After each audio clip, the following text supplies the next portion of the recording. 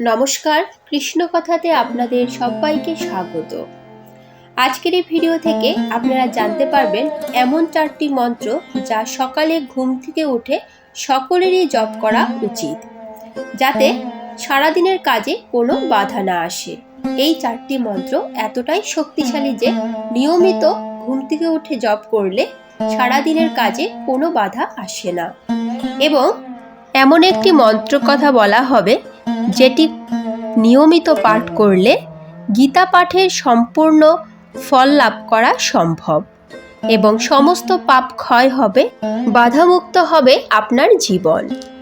চলুন তাহলে প্রথমেই আমরা জেনে নিই ঘুম থেকে উঠে কোন 4টি মন্ত্র আমাদের অবশ্যই জপ করা উচিত। আমাদের দিন কেমন কাটবে, কতটা শুভ বা অশুভ হবে, এ সবই আমাদেরই উপর নির্ভর করে। আমরা প্রত্যেকেই সুখে স্বাচ্ছন্দ্যে জীবনযাপন করার কামনা করি। এটি পূরণ করার জন্য বিভিন্নভাবে চেষ্টাও করি আমরা।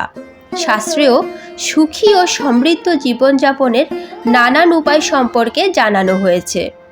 শাস্ত্রমতে এর জন্য কি কি করা উচিত তা এখানে আলোচনা করা হবে।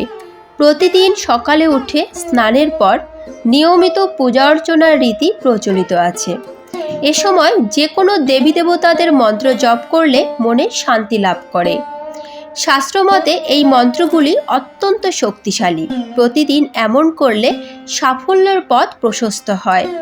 মন্ত্র জপের ফলে পরিবারে ইতিবাচক শক্তির বাস হয়, মন শান্ত হয় এবং ইন্দ্রিয়কে নিয়ন্ত্রণে রাখার ক্ষমতা বৃদ্ধি পায়। সকালে ঘুম থেকে ওঠার পর কি কি করা উচিত সে বিষয়ে জেনে নেওয়া যাক। 1 নম্বর, সকালে ঘুম থেকে ওঠার পর বিছানা ছাড়ার আগে নিজের 2 হাত দেখা উচিত। 2 হাত একসঙ্গে পাশাপাশি জুড়ে এই মন্ত্রটি জপ করবেন। মন্ত্রটি হলো করাগ্রে বসতে লক্ষ্মী, করো মধ্যে সরস্বতী, করমূলে স্থিত ব্রহ্মা, প্রভাতে করদর্শনম। এই উপায় করলে ধন দেবী লক্ষ্মী, বিদ্যার দেবী সরস্বতী ও ব্রহ্মার আশীর্বাদ পাওয়া যায়। 2 নম্বর, সকালে ওঠার পর মাটিতে সরাসরি পা রাখবেন না, বরং মেঝেকে প্রণাম করে একটি মন্ত্র জপ করবেন। এটি হলো সমুদ্র বসনে দেবী, পর্বত স্তন মণ্ডলে বিষ্ণুপত্নী নমস্তভ্যম, পাদস্পর্শ ক্ষমস্ব। পৃথিবী আমাদের ভার বহন করেন, এ কারণে সকালে মেঝেতে পা দেওয়ার আগে এটি জপ করা উচিত। 3 নম্বর, শাস্ত্রমতে সকালে উঠে গায়ত্রী মন্ত্র জপ করা উচিত। মন্ত্রটি হলো ওম ভূর ভুবস্বঃ তৎসবিতুর বরেণ্যম ভর্গদেবস্য ধীমহি ধিয়ো ইয় ন প্রচোদয়াৎ। এই মন্ত্র জপ করার ফলে কাজে একাগ্রতা বৃদ্ধি পায়। গায়ত্রী মন্ত্রের প্রভাবে দিন ভালো কাটে। 4 নম্বর, আবার সকালে বাড়ি থেকে বেরোনোর আগে একটি মন্ত্র জপ করে বেরোনোর কথা বলা হয়। এটি হলো সর্বমঙ্গল মাঙ্গল্যে শিবে সর্বার্থ সাধিকে শরণ্যে ত্রয়ম্বকে গৌরী নারায়ণী নমস্তুতে। শাস্ত্রমতে এই মন্ত্র অত্যন্ত শক্তিশালী ও দুর্গাকে সমর্পিত এই মন্ত্রটি। এই মন্ত্র জপ করলে জীবনে সাফল্য লাভ অবশ্যই করা যায়। 5 নম্বর, গণেশকে প্রসন্ন করার জন্য প্রতিদিন এই মন্ত্র জপ করবেন। ওম গম ঋণহর্তাই নমঃ। এর প্রভাবে গণেশের আশীর্বাদ পাবেন। 6 নম্বর, সকালে ঘুম থেকে ওঠার পর যেন সবার আগে ভালো কিছু দেখি, সেদিকে বিশেষ নজর রাখা উচিত। তাই শয়নকক্ষে দেবী দেবতা বা কোনো সুন্দর ছবি লাগাবেন। এর প্রভাবে দিন ভালো কাটবে। ভুলেও হিংসাত্মক বা হিংস্র পশুর ছবি বাড়িতে লাগাবেন না। এবার চলুন জেনে নেওয়া যাক কোন মন্ত্র পাঠ করলেই পাবেন গীতা পাঠের ফল, সম্ভব পাপ ক্ষয়, বাধামুক্ত হবে আপনার জীবন। গীতা পাঠের ফলে ব্যক্তি পুণ্য লাভ করতে পারে। গীতায় উল্লেখিত এমন একটি মন্ত্র বা শ্লোক রয়েছে যেটি পাঠ করলে সমগ্র গীতা পাঠের ফল অর্জন করা যায়। হিন্দু ধর্মীয় গ্রন্থে শ্রীমদ্ভাগবতের বিশেষ মাহাত্ম্য স্বীকৃত। কথিত আছে যে গীতা পাঠ করলে ব্যক্তি পুণ্য ফল লাভ করে ও তাদের সমস্ত পাপ নষ্ট হয়।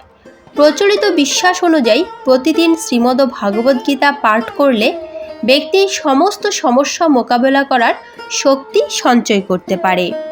পাশাপাশি ব্যক্তির আত্মবিশ্বাস বৃদ্ধি পায়। তবে শ্রীমদ্ ভাগবত পাঠ করার মতো সময় না থাকলে প্রতিদিন একটি মন্ত্র জপ করলে সুফল পেতে পারেন। এই একটি মন্ত্র শ্রীমদ্ ভগবদ গীতা পাঠের সমান ফলাফল প্রদান করে। এই মন্ত্রটি হল শ্লোকরূপী ভাগবত মন্ত্র। আদৌ দেবকী দেব গর্ভজননম গোপীগৃহে বজ্রধনম মায়া পূজো নিকাশুতাপহরম গৌবর্ধ ধনধরণম কংসছেদনম কৌরবাদী হননম কুন্তি সুপাজালনম একদ শ্রীমদ্ ভগবতম পুরাণ কথিতম শ্রীকৃষ্ণ লীলামৃতম অচ্যুতম কেশবম রামনারায়ণম কৃষ্ণ দামোদরম বাসুদেবম হরে শ্রীধরম মাধবম গোপিকা বল্লভম জানকী নায়কম রামচন্দ্রম ভজে। এই মন্ত্রের অর্থ হল যে কৃষ্ণ দেবকীর গর্ভে জন্মগ্রহণ করেন, গোপী গোয়ালাদের সঙ্গে বড় হন, পুতনা সংহার করেন, গোবর্ধন পর্বত ধারণ করেন, কংস বধ করেন, কুন্তিপুত্র অর্থাৎ পাণ্ডবদের রক্ষা করেন তিনি, কৌরব দেশ নাশ করেন। এভাবে নিজের ক্রিয়াকলাপের মাধ্যমে সংসারে নিজের লীলা খেলা দেখান কৃষ্ণ।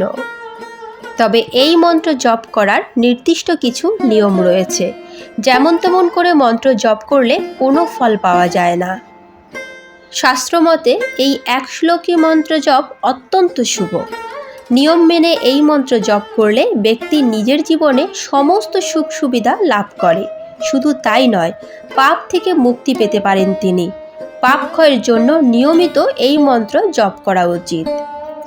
এই মন্ত্র জপ করার জন্য সকালে উঠে স্নান সেরে শ্রীকৃষ্ণের পুজো করুন। তারপর তুলসীমালা দিয়ে এই মন্ত্র জপ করুন। তুলসীমালা দিয়ে এই মন্ত্র জপ করা বিশেষ ফলদায়ী। প্রতিদিন 4 মালা জপ করলে বিষ্ণুর আশীর্বাদ লাভ করবেন। তবে সম্ভব না হলে প্রতিদিন নিয়ম করে অবশ্যই 1 মালা অন্তত জপ করবেনই। এই জপেরও 3টি ভাগ রয়েছে। একটি হলো বাচিক জপ। সম্বর মন্ত্র উচ্চারিত হলে তা বাচিক জপ হিসেবে বিবেচ্য হয়। 2 নম্বর হলো উপাংশু জপ। যখন মুখ ও ঠোঁট দিয়ে এভাবে মন্ত্র উচ্চারণ করা হয় যেখানে শুধুমাত্র ঠোঁটে কম্পন অনুভূত হয় এবং স্বয়ং সেই ব্যক্তি শুধু মন্ত্র উচ্চারণ শুনতে পারে, তাহলে এমন জপকে উপাংশু জপ বলা হয়। 3 নম্বর হলো মানসিক জপ। অন্তর্মনে শুধুমাত্র এই জপ করা হয়। এ ধরনের জপ করার জন্য সুখাসন বা পদ্মাসনে ধ্যান মুদ্রায় বসতে হয়। মন্ত্র জপের আগে শুদ্ধি আবশ্যক, তাই স্নানের পরেই মন্ত্র জপ করা উচিত। যেখানে বসে জপ করবেন সেই স্থান ভালোভাবে পরিষ্কার করে নিন। পরিচ্ছন্ন আসন বিছিয়ে তাতে বসে জপ করুন। জপ করার পর আসন ছেড়ে দেবেন না বা পা দিয়ে সরাবেন না। আসন ভালোভাবে গুছিয়ে নির্দিষ্ট স্থানে রেখে দিন। কুশের আসনকে মন্ত্র জপের জন্য শ্রেষ্ঠ মনে করা হয়। উষ্মার সুচালক কুশ মন্ত্র জপের সময় শক্তিকে আমাদের শরীরে সমাহিত করে। সাধারণভাবে জপ করার জন্য তুলসীমালাই শ্রেষ্ঠ। তবে কোনো কার্যসিদ্ধির জন্য জপ করতে হলে উক্ত দেবী বা দেবতা অনুযায়ী মালা দিয়েই জপ করবেন। যেমন শিবের জন্য রুদ্রাক্ষ, লক্ষ্মীর জন্য স্ফটিক বা কমল গাট্টার মালা শ্রেষ্ঠ। জপে যাতে কোনো বাধা না পড়ে বা একাগ্রতা নষ্ট না হয় তার জন্য শান্ত স্থান নির্বাচন করুন। সকালের সময় মন্ত্র জপের জন্য উত্তম, কারণ এ সময় পরিবেশ শান্ত, শুদ্ধ ও ইতিবাচক থাকে। প্রতিদিন মন্ত্র জপের অভ্যেস থাকলে একটি নির্দিষ্ট স্থানে নির্দিষ্ট সময় জপ করুন। মন্ত্র জপের সময় মালা খোলা রাখবেন না। গৌমুখীর মধ্যে মালা ঢেকে মন্ত্র জপ করা উচিত। 108টি দানা বিশিষ্ট মালাই কিনবেন। প্রতিটি দানার মাঝে একটি গিঁট থাকতে হবে। জপের সময় সংখ্যার ত্রুটি যাতে না হয় তার জন্য এই ব্যবস্থা। যে দেবী দেবতার জপ করছেন তার ছবি মনে মনে স্মরণ করুন এবং জপ করুন। প্রতিদিন অন্তত 1 মালা অবশ্যই জপ করবেন। আজকের মতো ভিডিওটি এখানেই শেষ করলাম। আশা করি আপনাদের ভালো লেগেছে। যদি ভালো লেগে থাকে তাহলে অবশ্যই একটি লাইক করবেন। কমেন্টে রাধা মাধবের জয়গান করতে ভুলবেন না যেন। এ ধরনের বিভিন্ন ধর্মীয় ভিডিও পেতে এবং গীতাপাঠ শুনতে চ্যানেলটিকে অবশ্যই সাবস্ক্রাইব করুন। তাহলে আজ এ পর্যন্তই, দেখা হচ্ছে পরবর্তী ভিডিওতে। ভালো থাকবেন, সুস্থ থাকবেন। জয় শ্রীকৃষ্ণ। রাধে রাধে।